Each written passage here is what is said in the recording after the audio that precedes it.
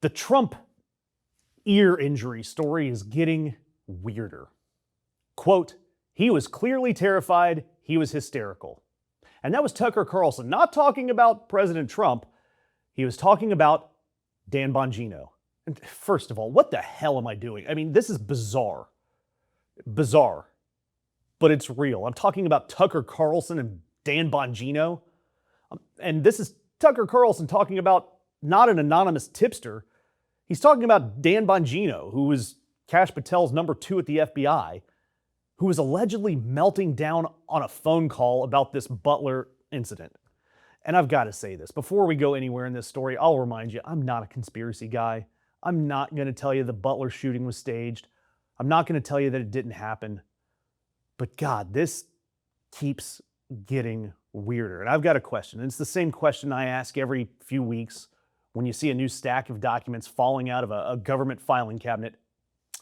How come this thing keeps smelling worse and worse? Not just the event. I'm talking about the explanation and how it's handled since then. Look, Thursday, Tucker Carlson sat down with a podcaster, Mario Nawfal, and dropped this little nugget. Quote, I know that Trump shut down the investigation into Butler.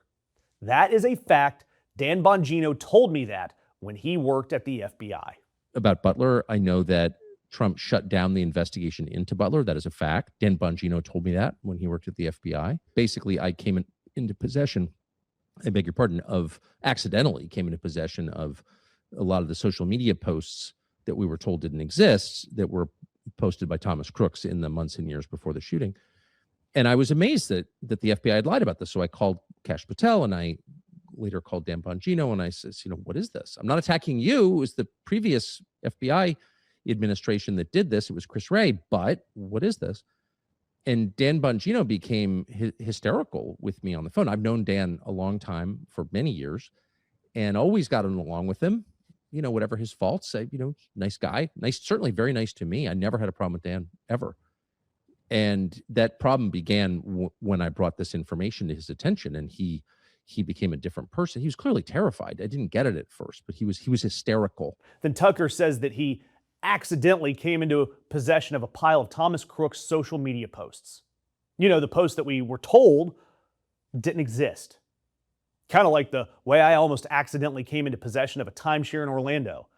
She did say she'd give me a $150 gift card. Anyway, Tucker says that he called FBI Director Keystone Kash Patel, then he called Bongino, and Bongino became hysterical on the phone and eventually told Tucker Carlson that he needed to take it up with Trump because Trump is the one who shut down the investigation. Now, in fairness, Bongino fired back on X, calling Tucker a Nepo baby, and promised to prove on his own show that Tucker Carlson is lying. And Tucker Carlson, for his side in this, says that he has kept all of the text messages, all of it. So this is evidence versus evidence.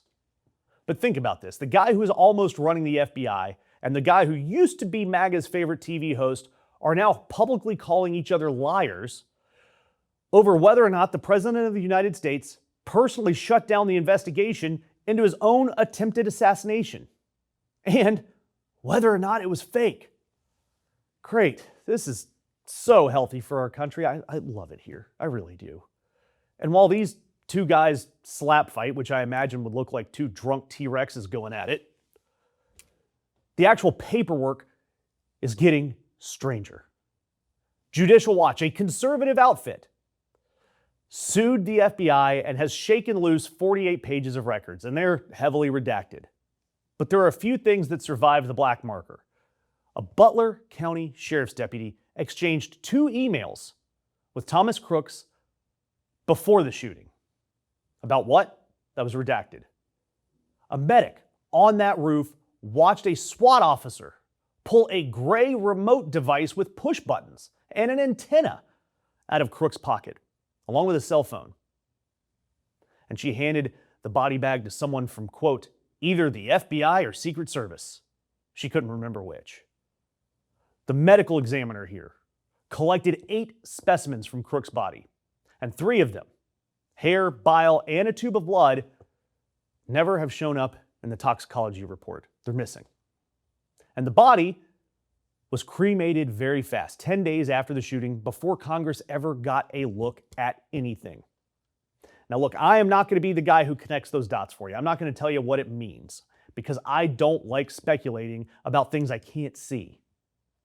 But I am telling you about all these gaps and all the weirdness that keeps showing up in the investigation from the FBI and their paperwork. But to me, the key thing here, the people in charge of all of these files right now are the conspiracy guys, the guys who fill in the gaps. Kash Patel wrote actual books about the deep state. Dan Bongino built an entire broadcasting empire on they're hiding the truth from you. Epstein, JFK, UFOs, all of it. These two men were handed the keys to the building with every file, every email, every unredacted page. And under their watch, all of the stories just got murkier. They hired the people who are the cover-up critics, and somehow the fog got thicker. Even the FBI's official account is reduced to arguing on X, insisting, quote, "This FBI has never said Thomas Crooks has had no online footprint ever." Reassuring stuff from the world's premier law enforcement agency. And where is President Miracle Cartledge in all of this? The actual victim of the actual crime? You know, the guy who posts 40 times in the middle of the night about every perceived slight since the mid-'80s? When it comes to the question of whether or not he personally shut down the investigation into the man who allegedly shot at him, nothing. This guy will write 300 all caps words about escalator speeds. But on this, total radio silence. And so to me, if you look at it, there's a few options here. Three primary. One, Tucker Carlson is lying, which would be on brand. Two, Dan Bongino is lying, which would also be on brand. Crap. Or three, the administration, the total transparency administration, is sitting on the most important unanswered questions in recent American history because the answers are embarrassing to someone powerful, aka Trump is lying, which is also on brand. I don't know which one of those three to choose because this is a race to the bottom here, and everything is pointing to everyone being an effing liar. Look, arguably this Butler event changed the course of the election and changed the course of our country. The country deserves the entire file, unredacted, every email, every specimen, every post. And until we get it, I'm going to keep coming on here every few weeks, reading their own evidence gaps right back to them. And tell me, which one do you believe? In the comments, tell me, is it Dan Bongino? Is it Tucker Carlson? Is it Donald Trump? Tell me, because these clowns, I genuinely can't pick between them.